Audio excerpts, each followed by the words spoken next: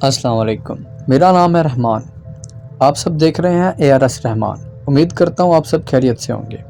आज का हमारा टॉपिक एक हॉन्टेड टॉपिक है जो पहले से थोड़ा सा डिफरेंट है।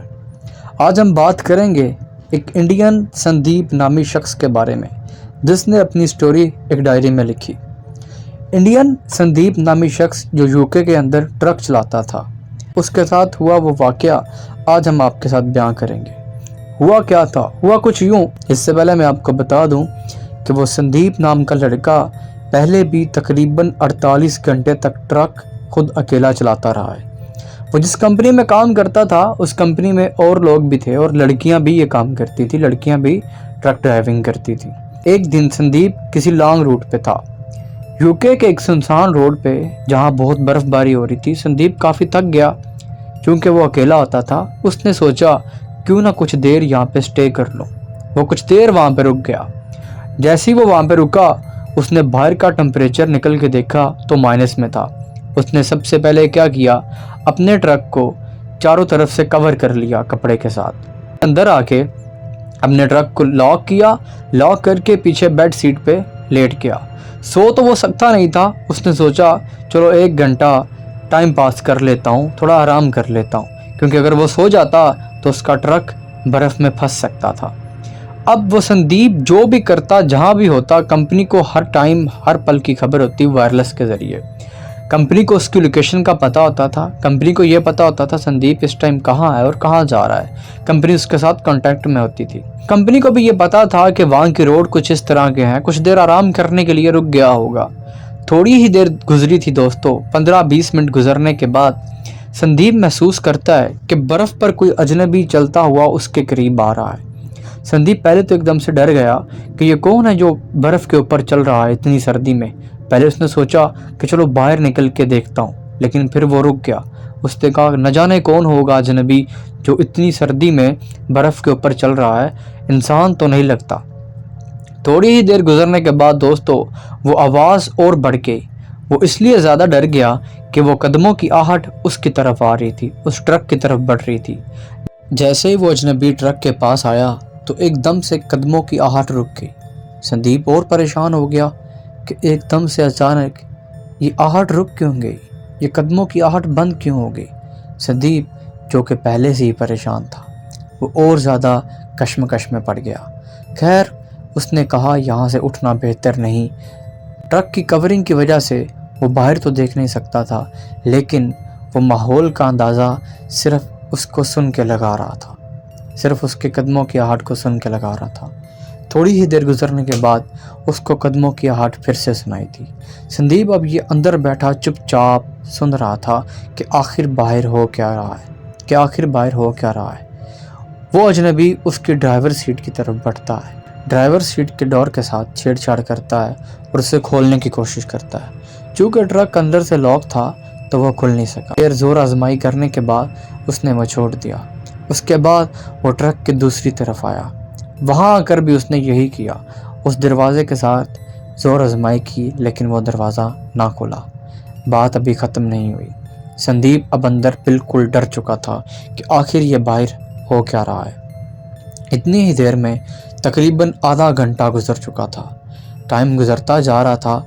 यूं गुजरते गुजरते तकरीबन 40-45 मिनट गुजर गए और बाहर से कोई आवाज़ नहीं आ रही थी। थोड़ी ही देर के बाद संदीप को महसूस हुआ कि वो अजनबी चलता हुआ कहीं और जा रहा है। जैसे ही वो दूसरी जानब चलने लगा दोस्तों, संदीप जल्दी ही ट्रक से नीचे उतरा। ट्रक का कपड़ा हटाकर वापस ड्राइवर सीट पे आके बैठ के उसने ट्रक स्टार्ट किया।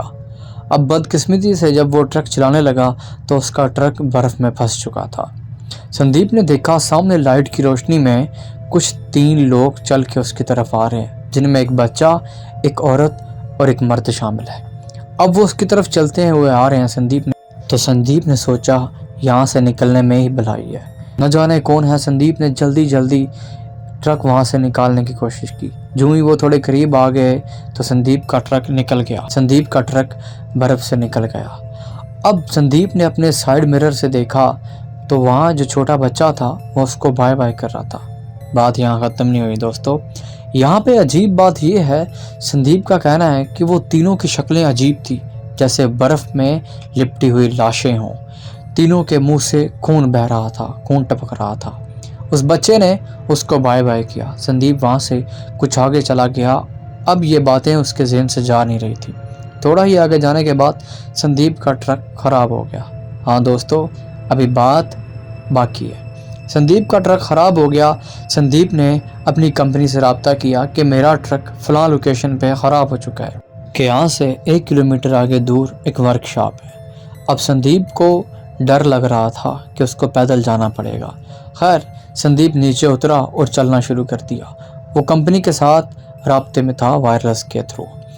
जब वो आगे चलता गया तो उसने अचानक फिर से देखा कि वही 3 लोग जो वहाँ से गुजरे थे वो एक घर के अंदर दाखिल हो रहे हैं। संदीप ने सोचा, देखता हूँ माजरा क्या है, ये इस घर में क्यों जा रहे हैं जो घर इतना सुनसान है। संदीप उस घर के पास गया।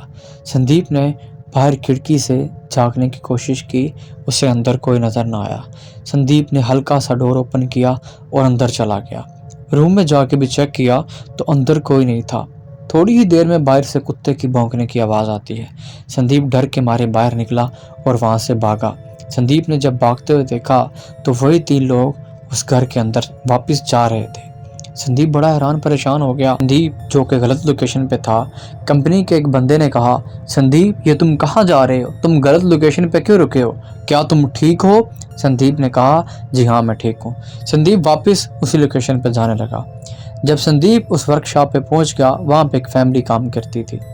संदीप ने उनको कहा, मेरा ट्रक फलां जगह ख़राब हो गया है। उन्होंने कहा, ठीक है हम चलते हैं। खैर, जब वो संदीप के साथ गए, उन्होंने संदीप का ट्रक ठीक करना शुरू किया। संदीप के दिल में आया कि क्यों ना ये वाक़या उनको बता दूं। संदीप ने सारा माजरा उनको सुना दिया। उस बंदे ने कहा कि हाँ ऐसा यहाँ पे है, एक फैमिली थी जो उस हांटेड हाउस में रहती थी। उन्होंने बताया कि वो फैमिली वहाँ पे रहती थी जिनका एक बच्चा और मियाँ बीवी थे।